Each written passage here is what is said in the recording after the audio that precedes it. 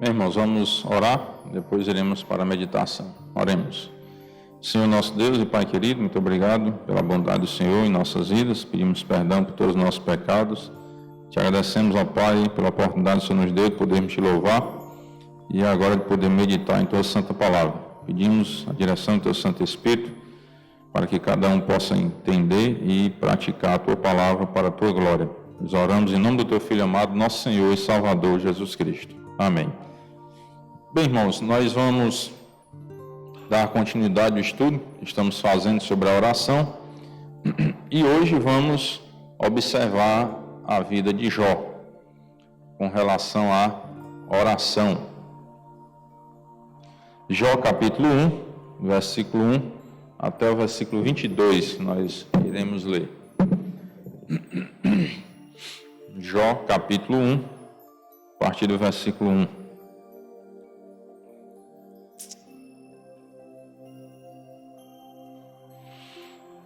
Ao estudar a vida de Jó, a vida de oração dele, nós vamos entender o que realmente significa ser uma pessoa de oração, né? E se sentir desiludido a agir, né, fora dessa realidade, né? E pensar às vezes que estamos tendo uma vida de oração e na verdade às vezes nem temos. Estamos apenas iludidos com isso, né? Então temos que aprender como realmente devemos orar e agir de tal forma, né? Como realmente um servo de Deus deve ter nessa vida de oração. Nós já aprendemos, né, vários detalhes no primeiro estudo que fizemos e no segundo também que fizemos com relação à oração, a título de introdução nesse tema de oração. Já aprendemos muitos detalhes sobre isso, né? E agora vamos começar a discorrer, né, na vida de algumas pessoas e observando assim a vida de oração delas para tirar lições para nossas vidas e aprender assim como se deve orar e como não se deve orar também, né? Sempre querendo aprender a maneira correta de fazer a vontade de Deus. Jó capítulo 1, versículo 1 até o 22, diz assim a palavra de Deus: Havia um homem na terra de Uz, cujo nome era Jó, homem íntegro e reto, temente a Deus e que se desviava do mal. Nasceram-lhe 7 filhos e 3 filhas. Possuía 7.000 ovelhas, 3.000 camelos, 500 juntas de bois e 500 jumentas. Era também muito numeroso o pessoal ao seu serviço, de maneira que este homem era o maior de todos os do Oriente, né? Era o mais rico da região dele. Seus filhos iam às casas uns dos outros e faziam banquetes, cada um por sua vez, e mandavam convidar as suas 3 irmãs a comerem e beberem com eles. Decorrido o turno de dias de seus banquetes, chamava Jó a seus filhos e os santificava. Levantava-se de madrugada e oferecia holocaustos segundo o número de todos eles, pois dizia: talvez tenham pecado os meus filhos e blasfemado contra Deus em seu coração. Assim o fazia Jó continuamente. Bem interessante essa atitude de Jó, né? Ele nem sabia o que os filhos haviam cometido, né, de errado, mas ele já buscava santificar os seus filhos. Bem, um exemplo aqui bem interessante do que os pais devem fazer, né? Orar pelos seus filhos, entregar a vida deles nas mãos de Deus.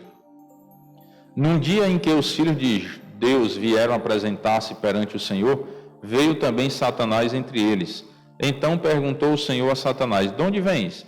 Satanás respondeu ao Senhor e disse: de rodear a terra e passear por ela. Perguntou ainda o Senhor a Satanás: observaste meu servo Jó? Porque ninguém há na terra semelhante a ele, homem íntegro e reto, temente a Deus e que se desvia do mal. Até falei um pouco ontem, né, sobre a vida de Jó. E Deus esfregou nas ventas de Satanás, como a gente costuma dizer, a vida de Jó, mostrando que Jó era um homem realmente de Deus, um homem íntegro, reto, temente a Deus e que se desviava do mal. Então respondeu Satanás ao Senhor: porventura Jó debalde teme a Deus? Será que Jó realmente teme ao Senhor? Satanás questionou, né? Acaso não cercaste com Sebe? Né? Deus estava cercando Jó com todas as bênçãos, abençoando ele, né? E a sua casa. A ele, a sua casa e a tudo quanto tem.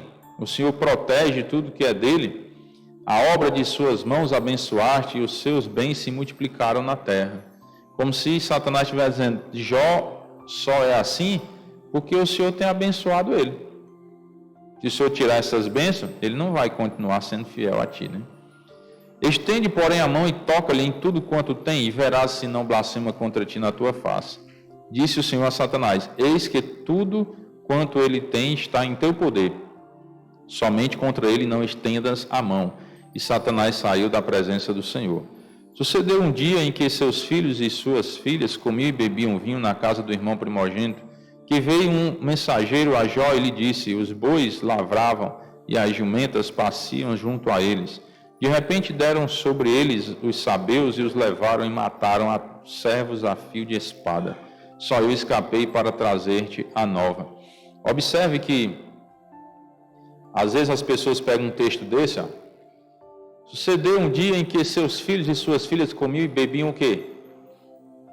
Vinho. Ah, então, ó, na Bíblia está dizendo que pode beber vinho. Os filhos de Jó bebiam. Então posso. Pode? Pode. Nós vimos ontem, não foi? Tudo pode. Tudo é lícito. Mas nem tudo convém. Todas as coisas são lícitas, mas nem todas convêm, né? Então, não é porque pode, você tem a liberdade de fazer, que você vai fazer. Os filhos de Jó faziam, era certo? Né? É tanto que Jó era tão preocupado com o que eles estavam fazendo, porque podiam se embebedar e perder a sanidade, né? Que Jó procurava santificar os seus filhos depois que eles se reuniam. Será que Jó sabia que eles bebiam vinho ou não? Né? Provável que sim. Então Jó já preocupado com o que poderia acontecer com eles sob o efeito desse vinho, do excesso deles, então já se procurava santificar os seus filhos. Então observe, irmãos, que assim, ao ler a Bíblia, nós temos também que ter o entendimento do que está acontecendo e a maturidade para entender que nem todas as coisas que foram ou que aconteceram na Bíblia, que as pessoas fizeram na Bíblia, eu devo fazer hoje. Eu costumo separar, para ficar mais claro na minha mente, assim, tem coisas na Bíblia que são histórias, para tomarmos como exemplo para nós. Tem coisas na Bíblia que são mandamentos. Deus está mandando eu fazer alguma coisa. E tem coisas na Bíblia que Deus está proibindo eu de fazer. Você não pode fazer isso. E aí, com relação ao vinho, Deus está mandando eu beber vinho? É um mandamento dele, que eu tenho que obedecer? Não, não é um mandamento. Então, por que eu tenho que usar a Bíblia como desculpa, porque eu quero tomar uns goró, né? Aí eu pego, uso a Bíblia como base, como se Deus estivesse mandando eu beber. Não é assim que funciona. Aí você está distorcendo as Escrituras. Entendeu? É como na Bíblia fala de histórias de adultério, não fala não? Deus está mandando as pessoas adulterarem. É a mesma comparação. Não é porque está escrito lá que eu tenho que fazer, porque não tem nenhum mandamento na Bíblia. Adultere. Deus mandando eu fazer isso. Então, não é obrigado eu fazer isso. Não sou obrigado a pecar se Deus não está mandando eu pecar, eu fazer aquela coisa. Então, nós temos que ter um entendimento sobre essas coisas. Não é porque está na Bíblia, aí as pessoas que não têm o entendimento dizem assim, mas está na Bíblia. Não foi Deus que mandou escrever a Bíblia? Sim, mas Ele está mandando você fazer? Né? Então, tem que ter cuidado com isso, para não ficar distorcendo as Escrituras e depois de ainda botar a culpa em Deus, né? Não, mas está lá na Bíblia. Tá, mas você não interpretou da maneira correta o que estava lá.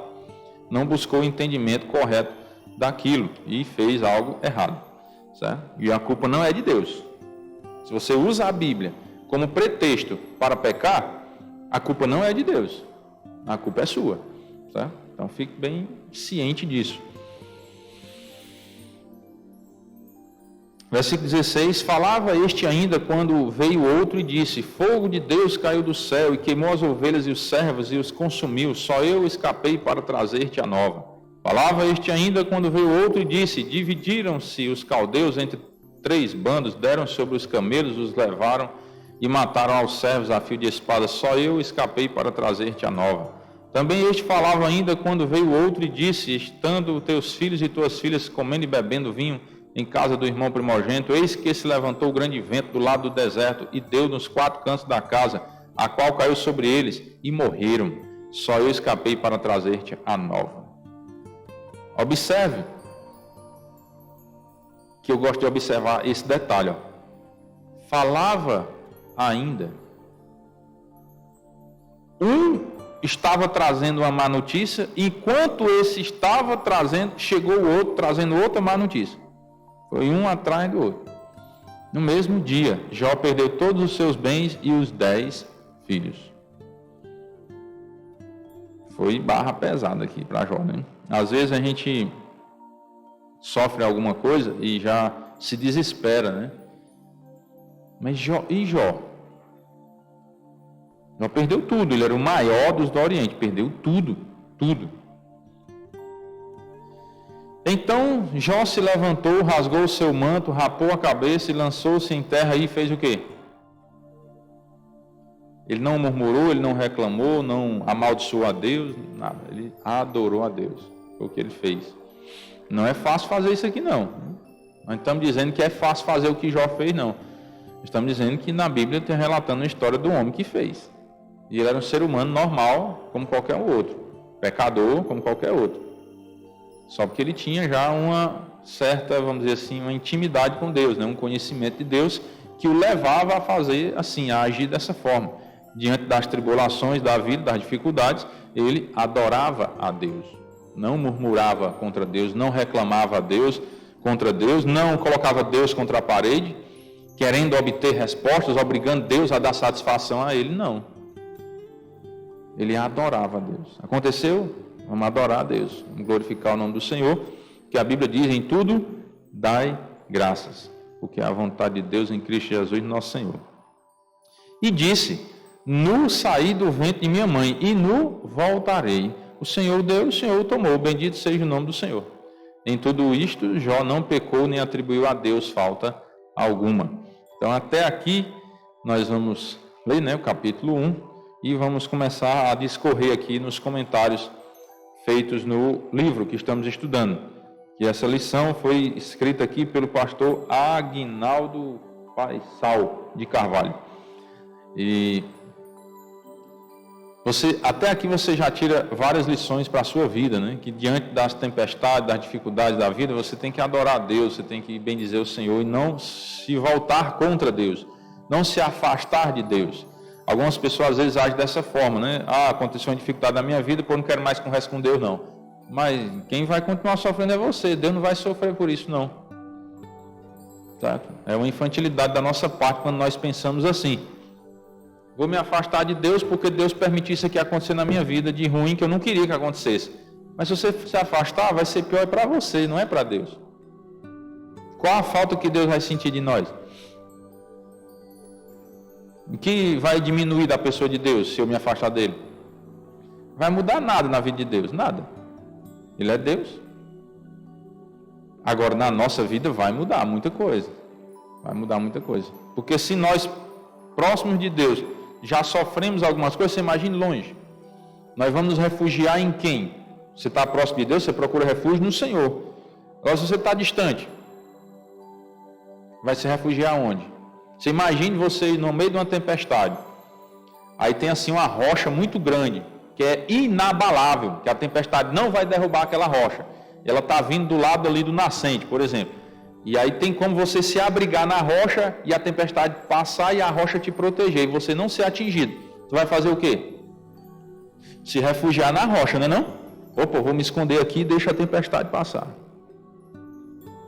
Mas aí naquela tempestade cai ali uns respingos de água ali na tua cabeça. Como é que pode? Essa rocha não me protegeu de tudo. Eu vou me afastar dela. Vai ficar melhor para você? Não vai. É melhor você ficar lá. com os respingos, com alguma dificuldade lá, um vento que passou, trouxe uma pedra, bateu na sua cabeça, mas você está lá. Se você sair daquele refúgio, é pior para você. Entendeu? É pior. Melhor ficar lá, refugiado na rocha. É assim em Deus, né? Deus está lá, é a nossa rocha, a nossa fortaleza, coluna e baluarte. Ele é tudo para nós. Você tem que ficar lá, aos pés dele. Se você se afastar, é pior. É pior, que a tempestade vai te levar. Então, observe, e durante séculos, o povo de Deus só podia se relacionar com ele indiretamente, por meio do tabernáculo e dos utensílios do tabernáculo, né, dos sacerdotes e dos profetas. Né? Antes da vinda de Cristo, as pessoas não podiam se relacionar diretamente com Deus, precisavam de um intermediador ali, humano, e de objetos, utensílios, né? Tinha que ter aquele tabernáculo, o templo, certo? Até mesmo a presença santa de Deus era vedada, proibida àquelas pessoas por uma cortina. Se você observar lá em Levítico, capítulo 16, vai falar isso. Falou o Senhor a Moisés depois que morreram os 2 filhos de Arão, tendo chegado aqueles diante do Senhor. Então disse o Senhor a Moisés: dize a Arão, teu irmão, que não entre no santuário em todo o tempo. Era proibido, você não podia a qualquer momento entrar lá. Tinha um tempo determinado, né? Para dentro do véu. E aí havia esse véu que separava o santo lugar do santo dos santos. Havia esses 2 lugares lá dentro do tabernáculo, né? O santo lugar e o santo dos santos. E o que separava esses 2 lugares era um véu. E lá no santo lugar as pessoas entravam lá. No santo dos santos não era bem assim, né? Não era tão simples. Eu quero ir ali no santo dos santos. Não, peraí. Tinha um tempo determinado, as pessoas determinadas para aquilo. Não era qualquer um que podia entrar lá, certo? Então, no santo dos santos era o lugar que representava a presença de Deus. E por isso que não podia ir a qualquer momento lá. Deus estipulou e estabeleceu o tempo e as pessoas que deviam acessar a presença dele. Mas Jesus Cristo, né, quando ele veio a esse mundo, então ele quebrou isso. Ele rasgou o véu, né, de alto a baixo. Quando na morte de Cristo diz que o véu rasgou-se de alto a baixo. E interessante que, se você imaginar essa cortina aqui como o véu, quando diz que rasgou-se de alto a baixo, alguns estudiosos dizem que o véu se rasgou na diagonal. Não foi na vertical. Porque se fosse na vertical, continuaria fechado, não era não? Está entendendo? Você rasgar essa cortina assim, ó, na vertical, ela não continua fechada? Continua. Né? Só uma brechinha, né? Mas ainda não era permitida a entrada. Então rasgou-se na diagonal, ó, porque aí caiu um pedaço e ficou realmente a entrada livre. Ali estava representando que Cristo abriu o acesso a Deus. Entenderam? O véu rasgou-se de alto a baixo, então o acesso a Deus agora estava livre. Por quê? Por causa do sacrifício de Cristo, pela obra que ele fez. Então, por isso que Cristo é o único mediador entre Deus e os homens, porque somente ele foi capaz de liberar esse acesso até o Pai. Nenhum outro ser humano foi capaz de fazer isso. Então, quando o Senhor Jesus Cristo veio, né, como nosso mediador, por meio do seu sacrifício perfeito, ele abriu as cortinas que nos separavam de Deus e garantiu a possibilidade de nós conhecermos a Deus com muito mais intimidade, por meio da oração em nome de Jesus. É por isso que quando nós oramos em nome de Jesus, porque não é em nome de alguma outra pessoa ou não é em nosso próprio nome. Eu não posso encerrar uma oração sem dizer em nome de Jesus, porque eu não posso ter acesso a Deus sozinho. Quem abriu esse caminho foi Cristo. Então eu preciso orar em nome dele. Olha o que é que diz Hebreus 10 e 19.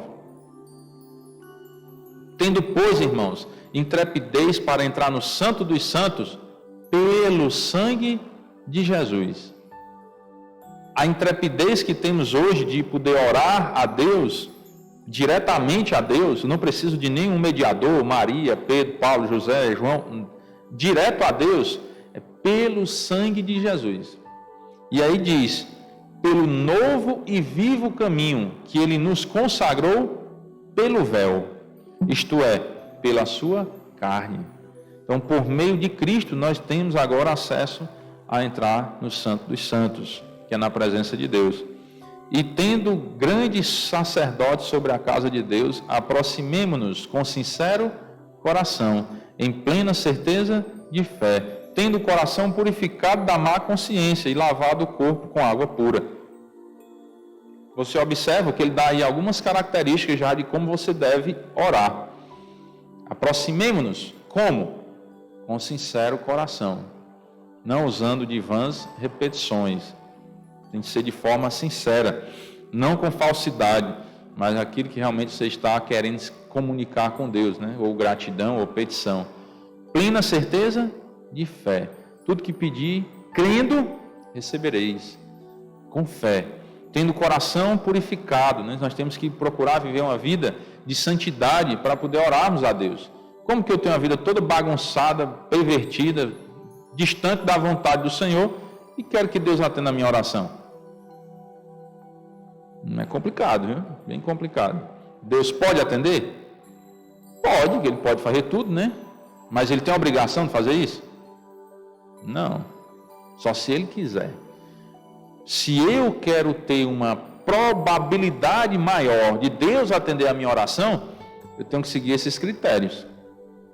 Coração sincero, fé, coração purificado, uma vida de santidade, né? O corpo lavado com água pura, né? Ou seja, você tem que ser crente, né? Convertido ao Senhor Jesus Cristo, você tem que ter sido lavado pelo sangue do Cordeiro, você tem que ter a vida lavada dos pecados, no sentido de viver uma vida de santidade. Então, você primeiro tem que crer no Senhor Jesus, viver uma vida de santidade, para que você tenha uma probabilidade maior de ter as suas orações atendidas. E mesmo assim, Deus não tem a obrigação de atender as nossas orações. Nós vemos um exemplo muito claro na vida de Paulo. Quando Paulo pediu para Deus tirar aquele espinho na carne dele, será que Paulo era convertido? Quando orou naquilo? Sim ou não? Sim.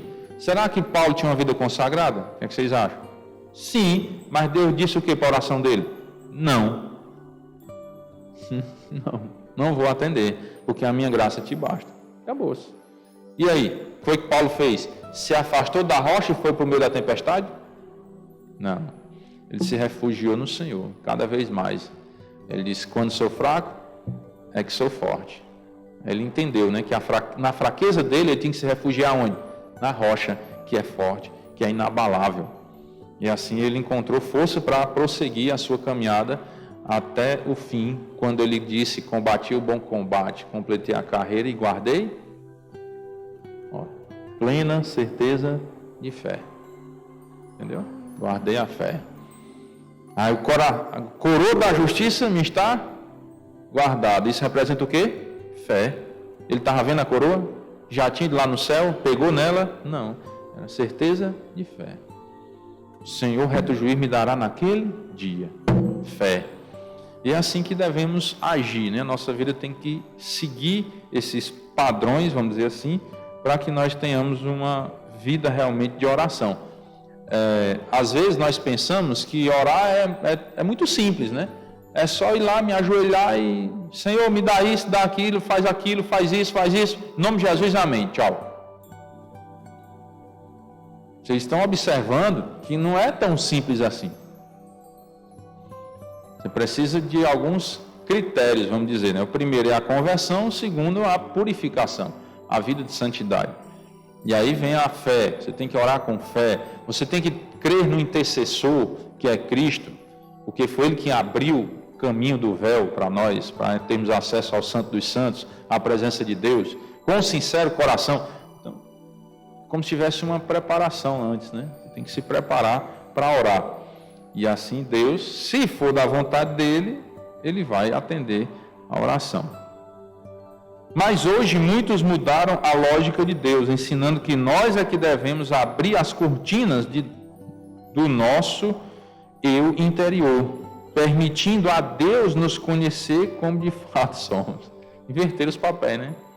Pessoas ensinando como se nós é que temos que abrir para que Deus nos conheça, como se Ele não soubesse de nada, não nos conhecesse. Deus já sabe de tudo, Ele é onisciente, e nós é que precisamos conhecer a Deus para fazer como Ele quer que seja feito.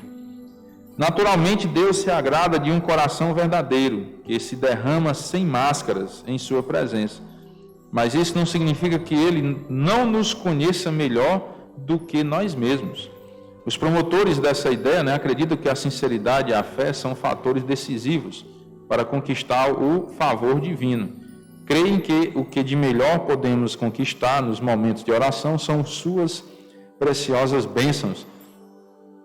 O que ele está querendo dizer é que quando eu oro a Deus, tudo aquilo de bom que acontece em minha vida vem de Deus e não de mim mesmo. Não é porque eu sou bom que eu mereço isso. Não, é a bênção de Deus na minha vida.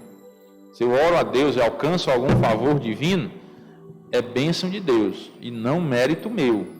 Eu não devo, não, porque eu sou bom, porque eu fiz isso, eu fiz aquilo, eu fui um servo fiel ao Senhor. Não, nada disso. Tudo é para a glória de Deus. Tudo é Ele que faz. Tudo de bom na nossa vida vem de Deus. E tudo de ruim na nossa vida vem de nós mesmos. É assim que funciona. E não adianta reclamar, espernear, como a história que eu contei ontem do menino, né? Porque nada vai mudar, irmãos. Ou aceita que é assim, ou só quem vai sofrer é você. Então, não vai mudar nada. Ou crê ou não crê, Deus continua sendo Deus. Nada muda. O ser humano continua necessitado de Deus, precisando dele. Nada muda.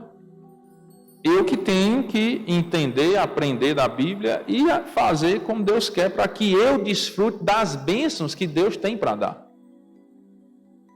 Ou eu faço isso para desfrutar das bênçãos de Deus, ou vou desfrutar da ira de Deus. E aí, são dois caminhos, e você quem escolhe. Qual caminho você quer seguir? Se é o caminho das bênçãos ou o caminho da ira, das maldições, que são as consequências sobre o nosso pecado. Então, nós vamos encerrar por aqui, com essa introdução aí na vida de Jó. Próxima semana, se Deus permitir, nós daremos continuidade, porque nós vamos dar um tempo para cada um compartilhar um pouco da experiência que teve aí das cartinhas, de oração pelas cidades do nosso Brasil. E vamos iniciar com quem?